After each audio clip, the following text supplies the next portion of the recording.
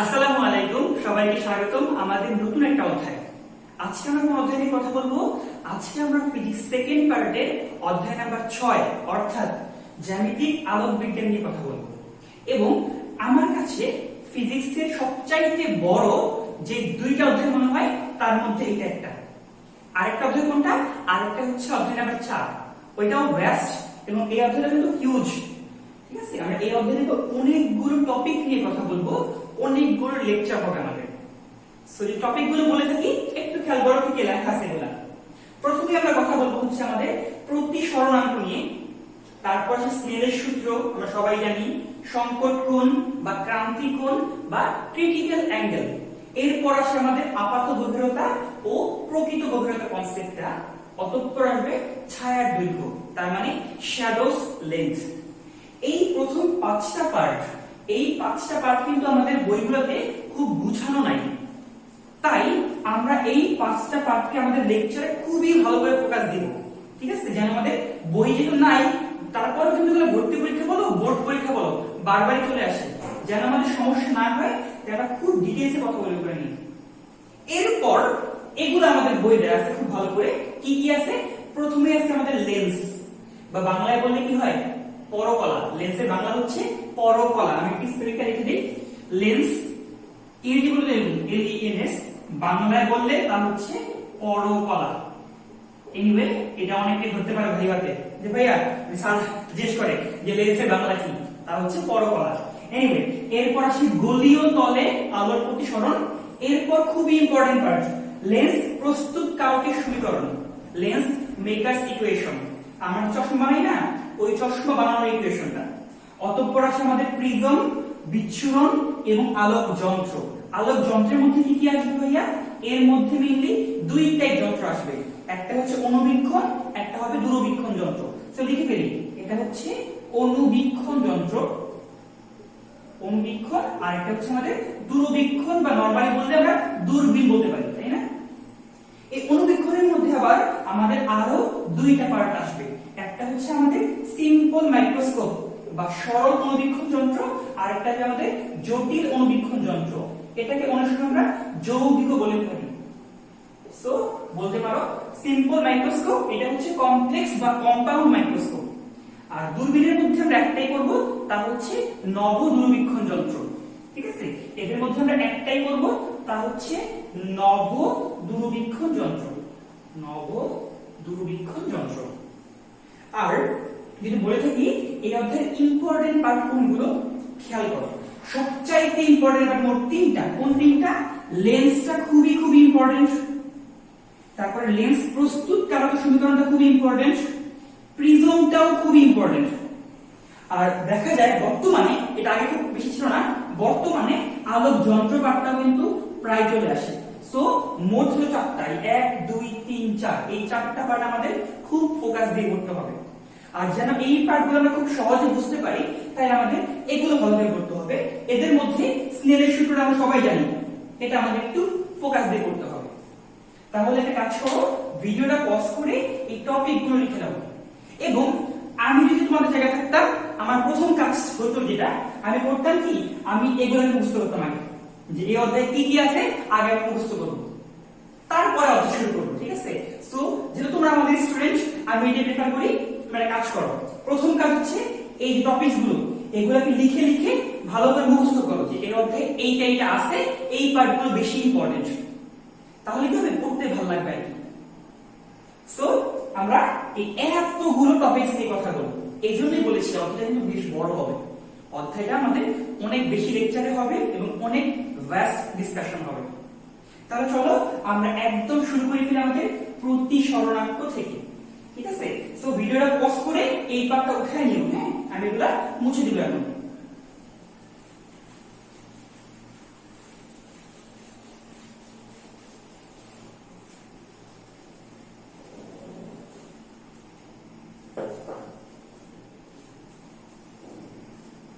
তাহলে আমরা এখন জানিয়ে কথা বলবো, তাতে হচ্ছে আমাদের প্রতিসরণাঙ্ক।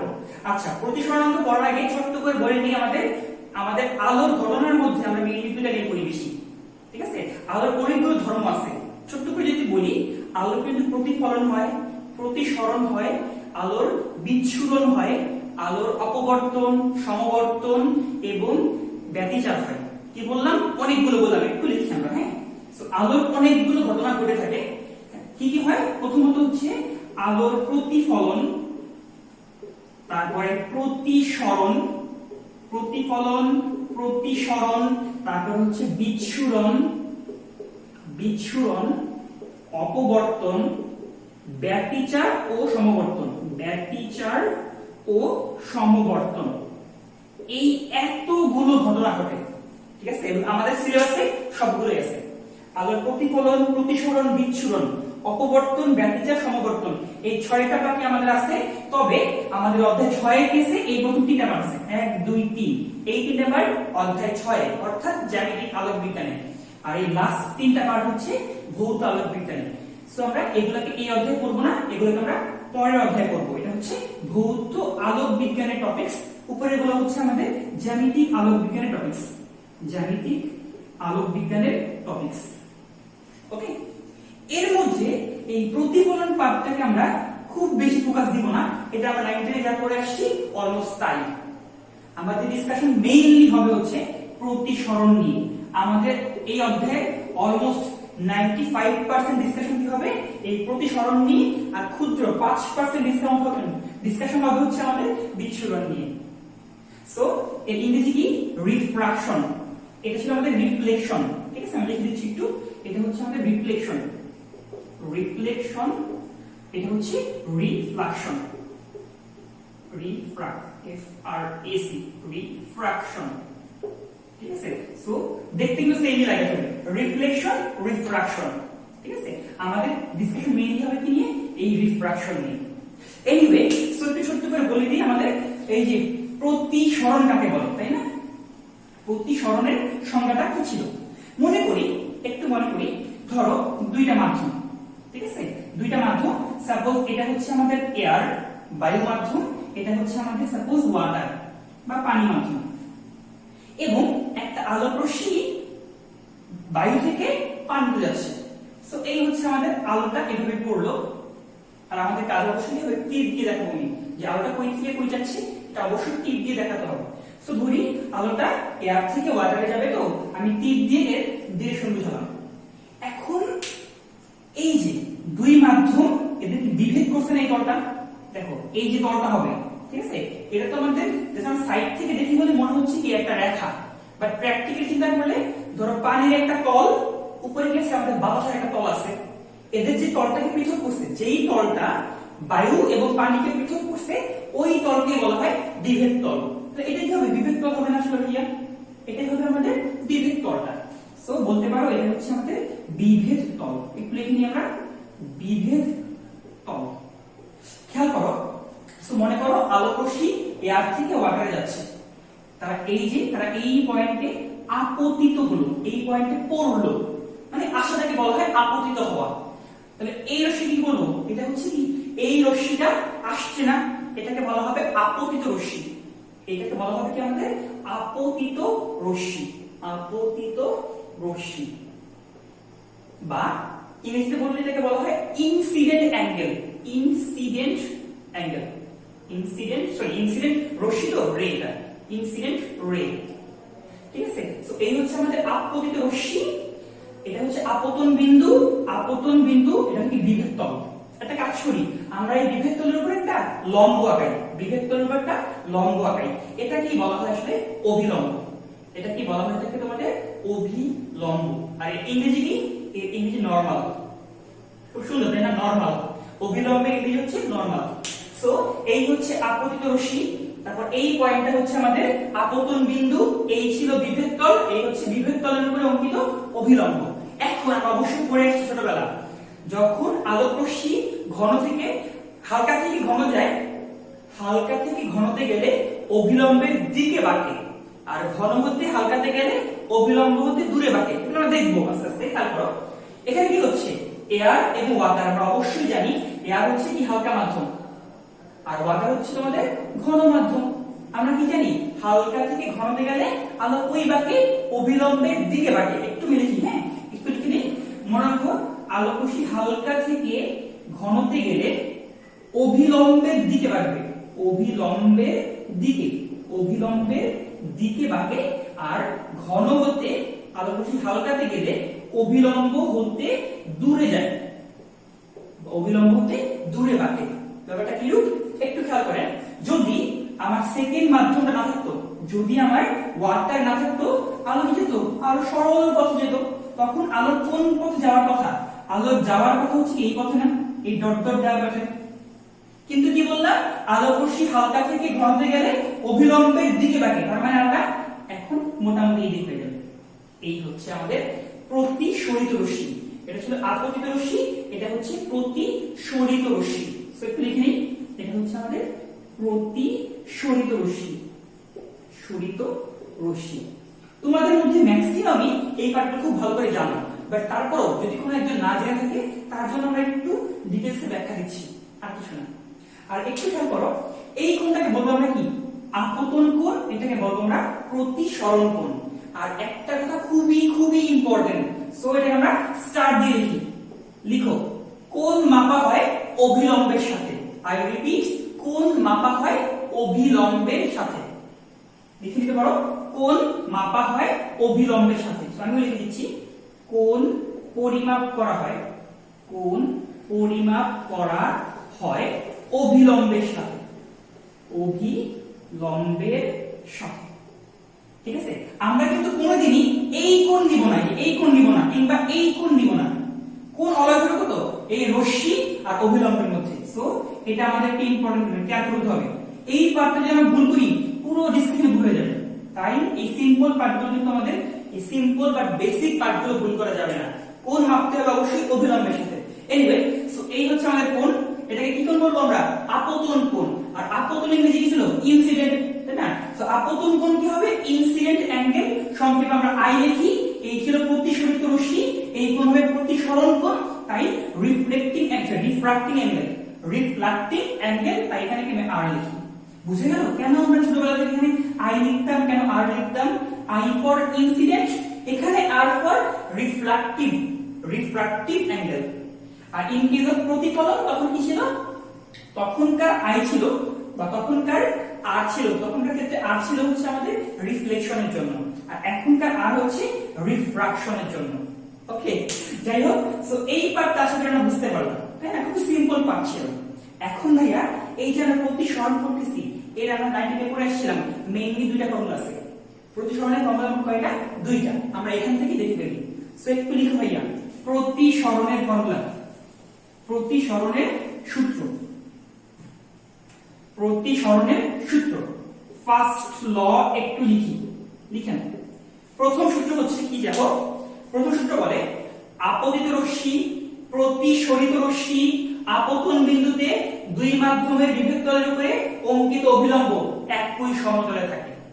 একটু লিখি আমরা, আপতিত রশ্মি, প্রতিসরিত রশ্মি আপতন বিন্দুতে দুই মাধ্যমের বিভেদ তলের উপরে অঙ্কিত অভিলম্ব একই সমতলে থাকে। এর অর্থ কি? এর অর্থ হচ্ছে যদি এই আলোটা এই বোর্ড ঘেঁষে আসে, এটা বোর্ড ঘেঁষেই যাবে। এমন কোনোদিন হবে না এটা বোর্ড ঘেঁষে আসছে এবার এভাবে আসে বসবে, এমন কিন্তু হবে না। কি বললাম? এরা প্রত্যেকেই একই সমতলে থাকবে, অর্থাৎ এই বোর্ডের তলে থাকবে। এটাই আমাদের ফার্স্ট ল। এরপরে আমাদের সেকেন্ড ল, সেটা সবচেয়ে ইম্পর্টেন্ট। প্রতিসরণের ক্ষেত্রে আমাদের সেকেন্ড ল, যেটা আমাদের মোস্ট ইম্পর্টেন্ট, এটা কি আমরা বলে থাকি স্নেলের সূত্র, স্নেলস ল।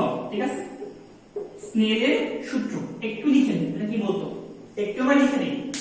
লিখো, একজোড়া নির্দিষ্ট মাধ্যম ও একজোড়া নির্দিষ্ট মাধ্যম ও নির্দিষ্ট বর্ণের আলোক রশ্মির জন্য, একজোড়া নির্দিষ্ট মাধ্যম ও নির্দিষ্ট বর্ণের আলোক রশ্মির জন্য আপতন কোণের সাইন, আপতন কোণে কি লিখতাম আমরা? আই দ্বারা লিখতাম। আপতন কোণের সাইন এবং প্রতিসরণ কোণের সাইন, এই অনুপাত একটি ধ্রুব সংখ্যা, অনুপাত একটি ধ্রুব সংখ্যা। তোমরা বাংলা লিখো, হ্যাঁ, পরে ম্যাথমেটিক্যাল লিখো, আগে বাংলা লিখে নাও। আই রিপিট, একজোড়া নির্দিষ্ট মাধ্যম ও নির্দিষ্ট বর্ণের আলোক রশ্মির জন্য আপতন কোণের সাইন এবং প্রতিসরণ কোণের সাইনের অনুপাত একটি ধ্রুব সংখ্যা। একে প্রথম মাধ্যম সাপেক্ষে দ্বিতীয় মাধ্যমের প্রতিসরণাঙ্ক বলে। আই রিপিট, একে প্রথম মাধ্যম সাপেক্ষে দ্বিতীয় মাধ্যমের প্রতিসরণাঙ্ক বলে। আর যখন আমরা ছোট ছিলাম অর্থাৎ 9 10 ছিলাম তখন আমরা এই প্রতিসরণাঙ্ক এমন লিখতাম, তাই না? ইটা লিখতাম এবং কি লিখতাম, প্রথমটা সাপেক্ষে সেকেন্ডটা প্রতিসরণাঙ্ক। এখন তো বড় হয়ে গেছি, এখন আমরা ইটা লিখবো না, এখন কি লিখবো, আমরা মিউ লিখবো। তো এইটা হচ্ছে আমাদের মিউ। তাই বলবো কি, প্রথম মাধ্যমের সাপেক্ষে দ্বিতীয় মাধ্যমের প্রতিসরণাঙ্ক। একটু মিলিয়ে নেই, দেখেন ভাইয়া, একজোড়া নির্দিষ্ট মাধ্যম এবং নির্দিষ্ট বর্ণ বলার কারণ আছে, এটা পরে বলবো কি কারণ। একজোড়া নির্দিষ্ট মাধ্যম এবং নির্দিষ্ট বর্ণের আলোক রশ্মির জন্য আপতন কোণের সাইন এবং প্রতিসরণ কোণের সাইনের অনুপাত একটা ধ্রুব সংখ্যা, এটাকে বলা হয়ে থাকে প্রথম মাধ্যম সাপেক্ষে দ্বিতীয় মাধ্যমের প্রতিসরণাঙ্ক। বুঝে গেছে? তাহলে এটা আমাদের হচ্ছে স্নেলের সূত্র। এবং যদি পরীক্ষায় চলে আসে ভাইয়া প্রতিসরণাঙ্ক কাকে বলে, তখন তুমি এই সংখ্যাটাই দিবা। বুঝে গেল? আচ্ছা, এখন তাহলে খেয়াল করেন, এটাকে কি বলবো আমরা, এই প্রতীকটাকে বলা হয়ে থাকে মিউ। এটাকে কি বলা হয়ে থাকে ভাইয়া? মিউ। আচ্ছা, আমি কয়েকটা একবার বলে দিই, আমরা জানো অবশ্যই, তারপর একটু বলে দিই, হ্যাঁ, কোনটাকে কি বলা হয়। যেমন এটাকে কি বলে, এটাকে বলে আমাদের ইটা, তাই না? ইট থেকে ইটা, এটাকে বলা হয় থাকে ইটা। তারপরে এটাকে বলা হয় থাকে আমাদের মিউ, এটাকে বলা হয় থাকে মিউ, ওই যে বিড়ালটাকে না, মিউ মিউ, ওই মিউ। তারপর এটাকে কি বলা হয় ইয়া, সিগমা, তাই না? এটাকে বলা হয় থাকে আমাদের সিগমা, বাংলায় বলে সিগমাই হবে। তারপরে যদি বলি এরকম, এটাকে কি বলা হয় থাকে ভাইয়া, ত্রিশূলের মধ্যে, তাই না? আমাদের যে ত্রিশূল থাকে না, ওই ত্রিশূলের মধ্যে দেখতে, এটাকে বলা হয় থাকে শাইন। কি বললাম? এটাকে বলা হয় থাকে শাইন। আর এইটা কি বলে, এটাকে বলা হয় ফাইল। আমরা কিন্তু তড়িৎ ফ্লাক্স কিংবা চৌম্বক ফ্লাক্স বুঝাতে এই ফাইলকে ইউজ করে আসছিলাম। সো এরকম একটা প্রতীক কিন্তু আমাদের মাথায় রাখতে হবে, তাই না? সো এই কয়েকটা একটু না মাথায় রাখলাম আপাতত। এনিওয়ে, সো এই হচ্ছে আমাদের প্রতিসরণাঙ্কের সংজ্ঞা। এখন থেকে আমরা এর ফর্মুলাটা দেখব কি কি হচ্ছে। সো আমি এই পার্টটা মুছে দিচ্ছি, এই পার্টটা মুছে ফেললে একটু খেয়াল করেন কি কি ফর্মুলা হবে আমাদের এই মিউ নিয়ে। সো এই পার্টটা খুব ইম্পর্টেন্ট। দেখো, যদি আমি 1 মিউ 2 বলি, এর অর্থ হচ্ছে কি, প্রথম মাধ্যম সাপেক্ষে দ্বিতীয় মাধ্যমের প্রতিসরণাঙ্ক। একটু লিখে নিও পারলে, হ্যাঁ, প্রথম মাধ্যম সাপেক্ষে, যেটা আগে থাকবে তার সাপেক্ষে পরেরটা। এমন লিখতাম যে a মিউ b, তার মানে a মাধ্যমের সাপেক্ষে b মাধ্যমের প্রতিসরণাঙ্ক।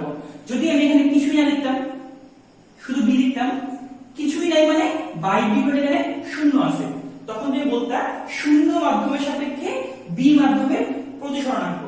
আর শূন্য মাধ্যমের সাপেক্ষে যে কোনো মাধ্যমের প্রতিসরণাঙ্ককে বলা হয়ে থাকে পরম প্রতিসরণাঙ্ক। সেটা হবে কি, b মাধ্যমের পরম প্রতিসরণাঙ্ক।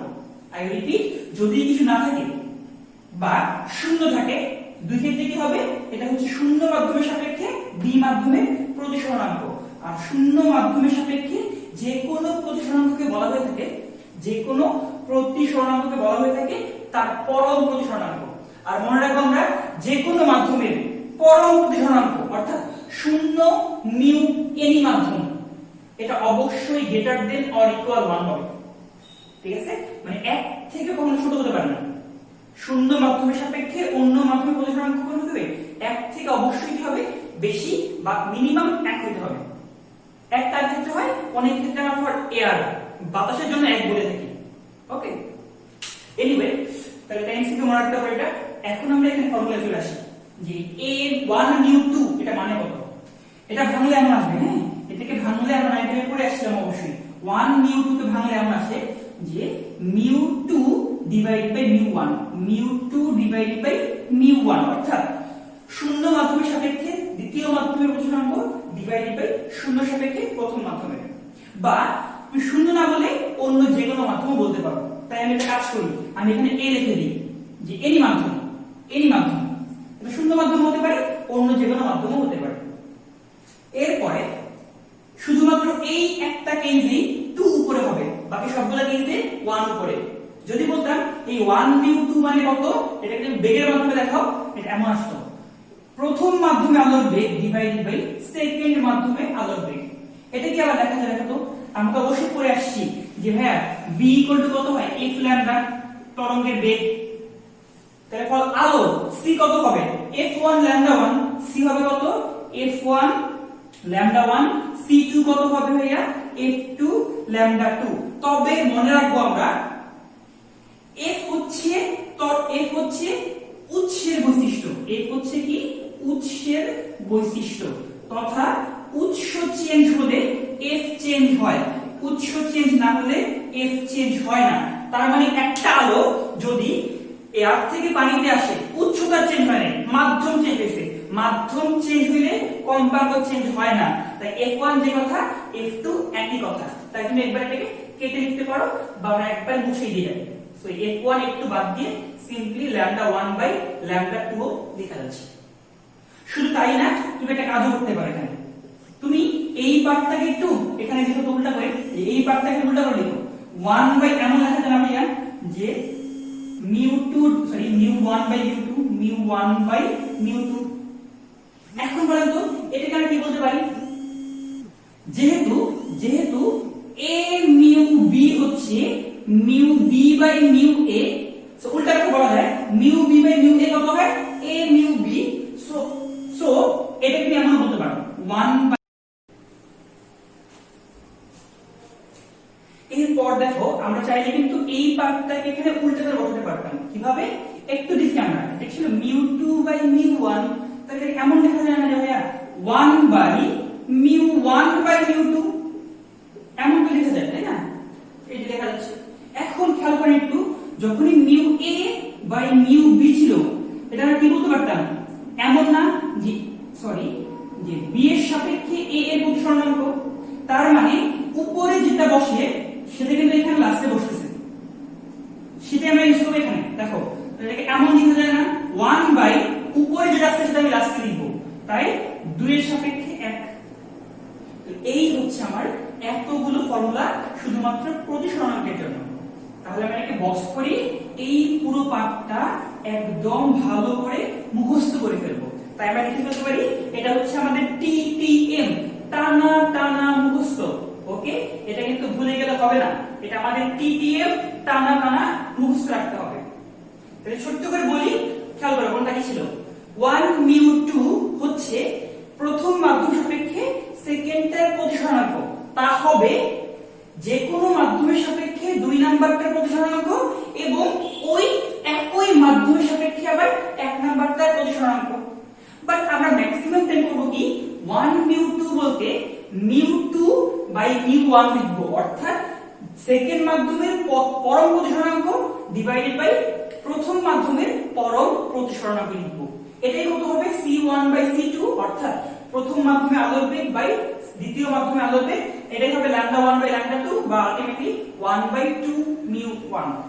একটু খেয়াল করো এরা পরস্পর কি বলে, এরা পরস্পর বলে যে 1 এর সাপেক্ষে 2 এর প্রতিসরণাঙ্ক যা হয় 2 এর সাপেক্ষে 1 এর প্রতিসরণাঙ্ক তার উল্টা। অর্থাৎ যদি এমন হইতো যে মনে করো এর সাপেক্ষে যদি বলতাম কথা যে x নামক মাধ্যম ছিল, তার প্রতিসরণাঙ্ক যদি হয় এরকম 3/2, তাহলে অবশ্যই x এর সাপেক্ষে এর এটা কত হবে উল্টায় যাবে, এটা উল্টায় কত হবে 2/3। এই কথাটাই বলে আর কি, বুঝছি আমরা।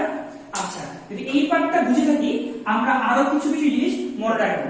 সো এই পার্টটা একটু খেয়াল করেন, কি কি মনে রাখবো। প্রথম কথা, যদি বলে ভাইয়া মিউ ফর শূন্য মাধ্যম কত কিংবা মিউ ফর এয়ার কত, তা একদম মুখস্থ।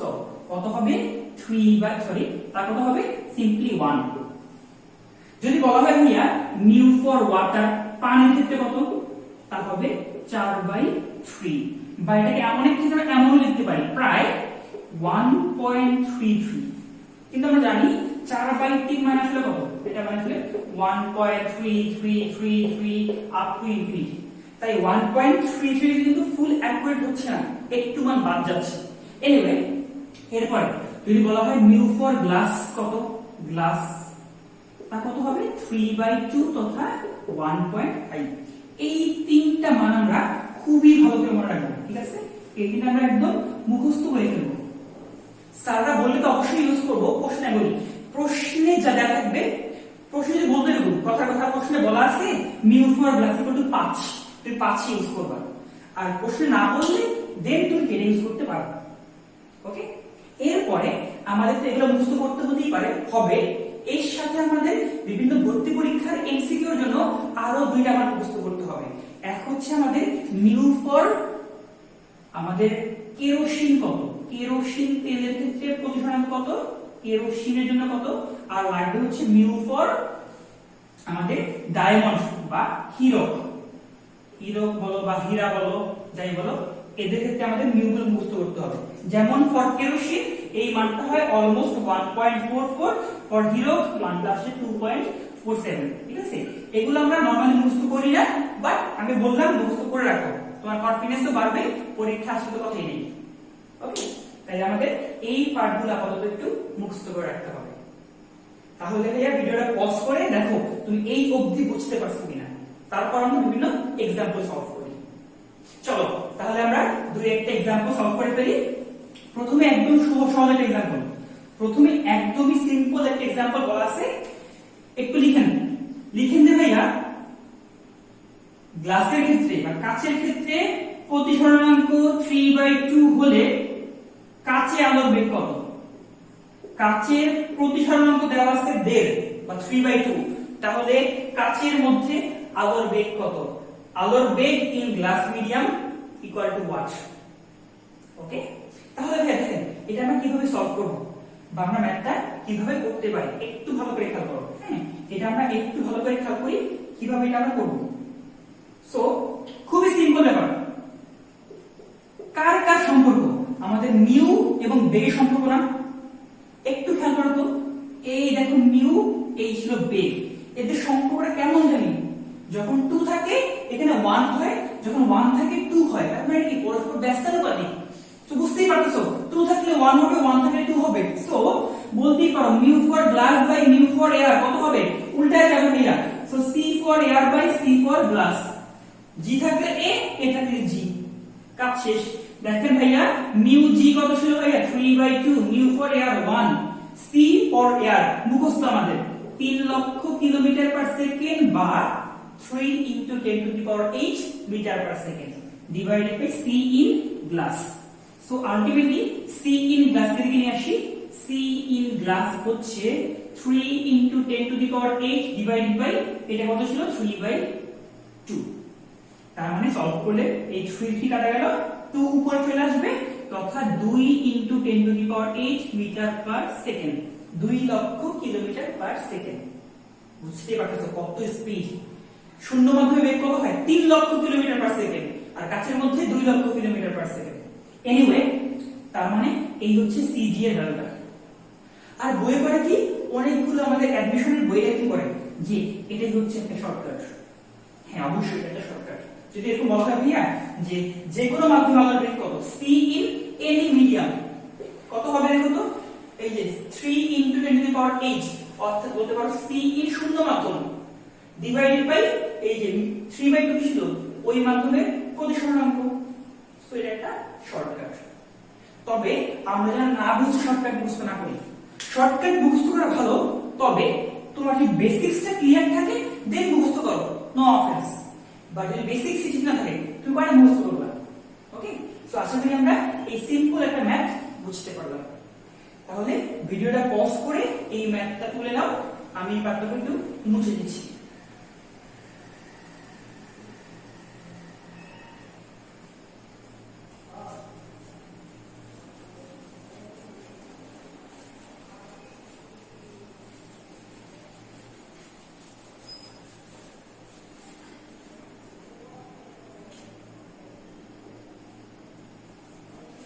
এবার দেখব আমরা আমাদের কোশ্চেন নাম্বার 2। একটু লিখো কোশ্চেনটা। কোশ্চেনটা হচ্ছে আলোক রশ্মি পানি থেকে কাছে গেলে, আই রিপিট, আলোক রশ্মি পানি থেকে কাছে গেলে তরঙ্গ দৈর্ঘ্যের শতকরা কি পরিবর্তন হবে? আলোক রশ্মি পানি থেকে কাছে গেলে তরঙ্গ দৈর্ঘ্যের শতকরা কি পরিবর্তন হবে? ঠিক আছে, এই ম্যাথটার মাধ্যমে আমরা একটা সিম্পল টেকনিক শিখবো যেটা আমাদের অনেকগুলো অধ্যায়ে খুবই কাজে লাগবে। খেয়াল করি আমরা। সো কি বলা হচ্ছে আলোক রশ্মি পানি থেকে কাছে গেছে, একটু খেয়াল করি আমরা। হ্যাঁ, সো ধরো এই উপরে হচ্ছে ওয়াটার, এখানে হচ্ছে গ্লাস। কি বলা আছে? আলোক রশ্মি পানি থেকে গ্লাসে যাচ্ছে। আমরা জানি পানির ক্ষেত্রে মিউ কত হয়? মিউ ফর ওয়াটার হচ্ছে 1.33 বা এক্স্যাক্টলি বলতে 4/3, আর মিউ ফর গ্লাস কত ভাইয়া? তা ছিল 3/2 বা 1.5। কোনটা ঘন? যার মিউ বেশি তার আলোকীয় ঘনত্ব কিন্তু বেশি। যেহেতু এটা 1.5 ছিল, এটা বেশি ঘন। আমরা জানি আলোক রশ্মি হালকা করতে ঘনাতে গেলে অভিলম্বের দিকে বাঁকে, অভিলম্বের দিকে বেঁকে গেছে। যাক, এটা আমাদের প্রশ্ন না। প্রশ্ন হচ্ছে আলোক রশ্মি পানি থেকে গ্লাসে গেছে, তার তরঙ্গ দৈর্ঘ্যের শতকরা পরিবর্তন কত? তার মানে তরঙ্গ দৈর্ঘ্য নিয়ে আমাদের কথা বলতে হবে। সো ম্যাথটা আমরা কিভাবে করব একটু দেখি। এই ম্যাথটা করার অ্যাপ্রোচ কি হবে? প্রথম কাজ, এখানে দেখেন তো 1 মিউ 2 সূত্র কি ছিল? মিউ 2 ডিভাইডেড বাই মিউ 1, তাই না? আবার কি ছিল? c1 বাই c2 কিংবা ল্যামডা 1 বাই ল্যামডা 2। একটু খেয়াল করে দেখো সম্পর্ককার মিউ এবং তরঙ্গ দৈর্ঘ্যের। তাই কোন পার্থক্য নিব? এই পার্থক্য নিব। এবং বুঝতেই পারতেছো 2 থাকলে 1 হয়, 1 থাকলে 2 হয়, এরা পরস্পরের ব্যস্তানুপাতিক। তাই তুমি বলতেই পারো ভাইয়া যে মিউ ফর, যদি বলি water divided by mu for glass, এটা উল্টায় যাবে, lambda for glass divided by lambda for water হবে। এখন আমি কিভাবে করব এটা? আচ্ছা, আমি তো এই পার্টটুকু মুখস্থই জানি। মিউ ফর গ্লাস কত ভাই? ওয়াটার কত? 4/3। মিউ ফর গ্লাস কত? 3/2। এখন তুমি কিন্তু এই পার্টটা জানো না, মিউ ফর গ্লাসও জানো না, মিউ ফর ওয়াটারও জানো না। এখন একটা নোট লিখি আমরা, NOTE, নোট লিখেন। লিখো যার শতকরা পরিবর্তন, যার শতকরা পরিবর্তন নির্ণয় করতে হবে। লিখে নাও এটা, যার শতকরা পরিবর্তন নির্ণয় করতে হবে তার প্রাথমিক মানকে 100 ধরবো। আই রিপিট, যার শতকরা পরিবর্তন নির্ণয় করতে হবে তার প্রাথমিক মানকে আমরা 100 ধরবো। এটা আমাদের একদম মুখস্থ রাখতে হবে, এটা খুবই কাজের একটা শর্টকাট। দেখেন কার শতকরা পরিবর্তন লাগবে? ল্যামডার। তাহলে আমি করব কি? ল্যামডার প্রাথমিক মানকে, যার শতকরা পরিবর্তন বের করতে হয় তার প্রাথমিক মানকে আমি 100 ধরবো। এখানে প্রাথমিক মান কোনটা ভাইয়া? ওয়াটারের মিউ না, সরি ওয়াটারের ক্ষেত্রে ল্যামডা না, আমাকে ল্যামডা বের করতে হবে। ধরি এখানকার তরঙ্গ দৈর্ঘ্য হচ্ছে ল্যামডা ইন ওয়াটার, এটা হচ্ছে ল্যামডা ইন গ্লাস। কি বললাম? যার শতকরা পরিবর্তন বের করতে হবে তার ইনিশিয়াল মানটাকে আমি 100 ধরে নিব। তাই আমি মিউ বলি কেন, ল্যামডা ওয়াটারকে আমি মনে মনে 100 ধরে নিব। দেখো কি হচ্ছে। তাহলে এটা কত আসে ভাইয়া? 4 4 দুগুণা 8, 8/9। 8/9 তো প্রায় 88.88 গুণ করে লিখবা, এর পাশে 88.89 প্রায়, এটা আসবে ল্যামডা প্লাস। এবার হচ্ছে কথা, দেখো আগে ছিল 100, আগে ছিল হচ্ছে 100, হলো কত? হলো হচ্ছে ভাইয়া 88.89 না? ছিল 100, হলো হচ্ছে 88.89। তাহলে ডেল ল্যামডা কত? শতকরা পরিবর্তন হচ্ছে 100 যোগ এটা, তথা 11.11%। এটাই হচ্ছে তোমার অ্যানসার। বুঝে গেছে? আবার বলি, যার শতকরা পরিবর্তন তার প্রাথমিক মানকে 100 ধরবো। প্রশ্ন বলা ছিল ল্যামডা শতকরা পরিবর্তন, তাই আমি ল্যামডার ইনিশিয়াল মানকে 100 ধরবো। এটাকে আমি 100 ধরলাম, এই 100 ধরলাম, 100 ধরলাম, ধরে আমি ল্যামডা জি পেয়ে গেছি। ল্যামডা জি কত আসছে ভাইয়া? 88.89। ছিল কত আগে? আগে ছিল 100, হয়ে গেল 88.89। শতকরা চেঞ্জ কত? 11.11%। আমি বিয়োগ করে দিছি আর কি। বুঝা গেছে? সো এমন টুকটাক জিনিস আমাদের কিন্তু খুবই ভালো করে পারতে হবে। আচ্ছা, তাহলে আমাদের কোশ্চেন নাম্বার 2 শেষ। এবার আমাদের নিউ টপিকস আনবে। হেডিং দাও স্নেলের সূত্র। হেডিং দাও আমাদের স্নেলের সূত্র। এটা আমরা পড়ে আসছি, আবার বলবো। স্নেলের সূত্র, আমরা এখান থেকে একটা সিম্পল পার্ট বের করব। স্নেলের সূত্র, ঠিক আছে? আচ্ছা, এটা আমরা লিখেছিল খাতার মধ্যে, তাই আমরা লিখাচ্ছি না। কি জানছিল ভাইয়া? একজোড়া নির্দিষ্ট মাধ্যম এবং নির্দিষ্ট বর্ণের আলোক রশ্মির জন্য আপতন কোণের সাইন এবং প্রতিসরণ কোণের সাইনের অনুপাত ধ্রুব সংখ্যা। একে বলা হয়ে থাকে প্রথম মাধ্যম সাপেক্ষে দ্বিতীয় মাধ্যমের প্রতিসরণাঙ্ক, যা আমরা আগে লিখেছিলাম, তাই এখন আবার লিখতে হবে না।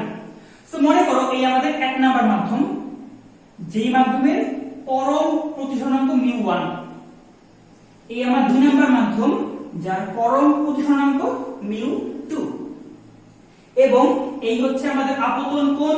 কোণ হয় অভিলম্ব এবং রশ্মির মাঝে, এই কোণটা হচ্ছে আপতন কোণ, এই হচ্ছে আমাদের প্রতিসরণ কোণ আর। তাহলে স্নেল কি বলে? স্নেল বলে গেছে সাইন অফ আপতন কোণ ডিভাইডেড বাই সাইন অফ প্রতিসরণ কোণ কত হবে? 1μ2। এবার আমরা একটু আগে এখান থেকে আমরা একটু আলোচনা করি। দেখো ভাইয়া, এ তো 1 নাম্বার মাধ্যমের কি কোণ ছিল না? আমি একটা কাজ করি, এটাকে আমি θ1 নাম দেই। এটা আমাদের 2 নাম্বার মাধ্যমের কোণ ছিল আর, একে আমি θ2 নাম দেই। কোন আপত্তি আছে? নাই। সো লিখে ফেলি, sin i কত হবে? θ1 আর কত হবে? θ2 ইকুয়াল টু 1μ2। তো এমন লেখা যায় না μ2 বাই μ1, আমাদের আগে পড়াটা।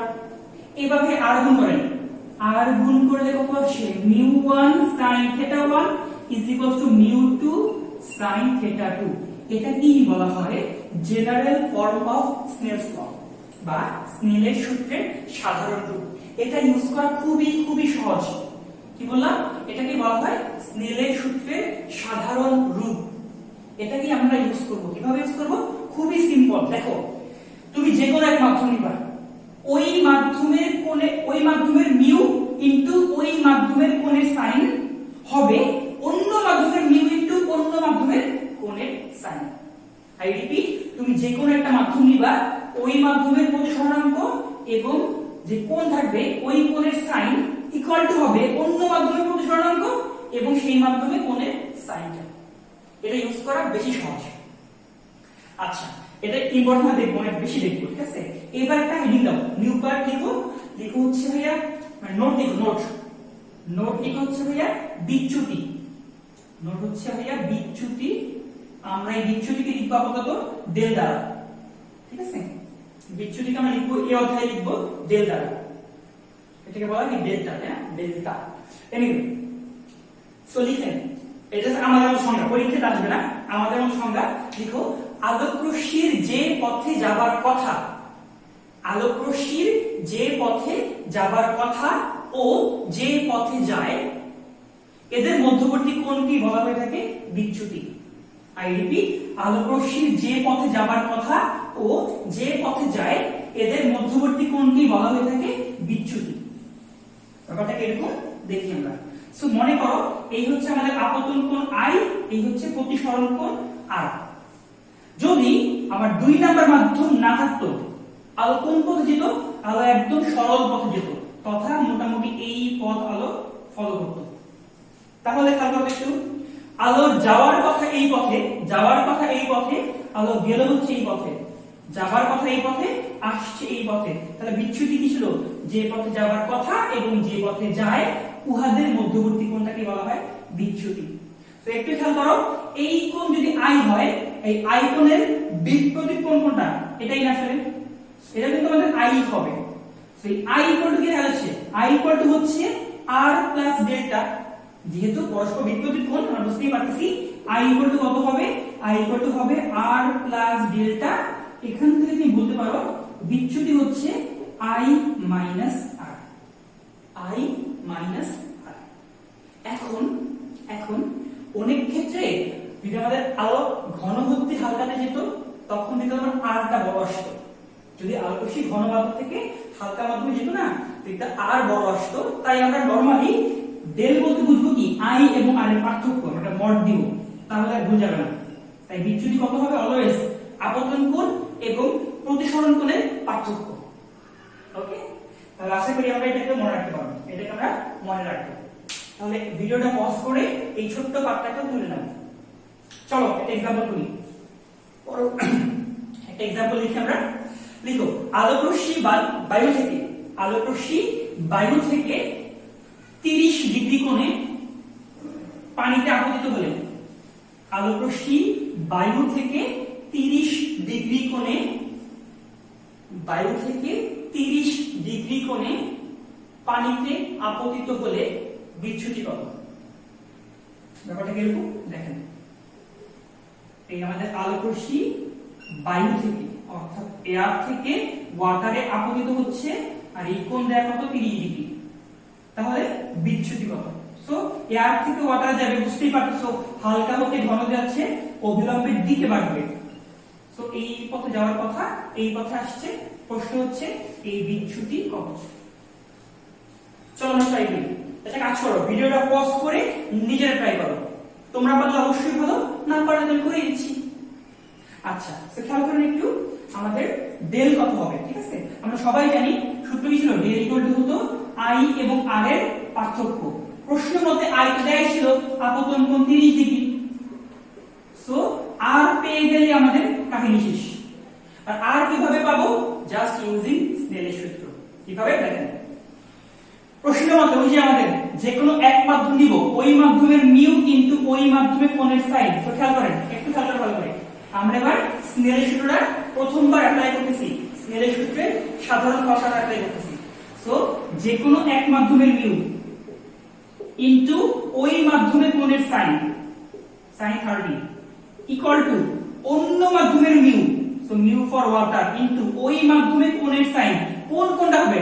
রশ্মি এবং অবিলম্ব, এটাই কোন না? এটা তুমি আর লিখে দাও, সো সাইন আর হবে। সো খেয়াল করেন ভাইয়া, মিউ ফর এয়ার কত ছিল 1 into sine 30 by half is equals to mu for water 4/3 আর সাইন আরটা আননোন, সাইন আরটা আননোন। তুমি এখান থেকে ইজিলি সাইন আর পেয়ে যাবে, একবার আর পেয়ে যাবে না, সলভ করে নিও, সলভ করে না আর পেয়ে যাবা। যখনই আর পেয়ে যাবা, আর এখানে বসায় দিবা, আর এখানে বসায় দিলে ভাইয়া ডেল ইকুয়াল টু পেয়ে যাবা 30 মাইনাস আর এর মানটা লিখবা, সো একটা উত্তর পেয়ে যাবা। বুঝে গেছে? সো এমন একটা প্রবলেম কিন্তু প্রায় আসতে পারে। সো আশা করি আমরা এগুলোতে কোনো মানে ঝামেলায় পড়বো না। আর আমাদের এই ব্যাপারটা খুবই লাগবে, স্নেলের সূত্রে সাধারণ রূপটা আমাদের এই অধ্যায়ে সব জায়গাতেই লাগবে। সো আমরা এখানে খুব ভালো করে যেন পড়ি। ওকে, তাহলে এতক্ষণ ক্লাসটা করার জন্য সবাইকে ধন্যবাদ। আশা করি আমরা সবগুলো পার্ট বুঝতে পারছি। কোন পার্ট না বুঝলে আমাদের অবশ্যই মেসেজ দিবা বা এই পার্টটাকে আবার রিওয়াইন্ড করে দেখবা, আশা করি বুঝে যাবে। সো সবাইকে আবারও ধন্যবাদ।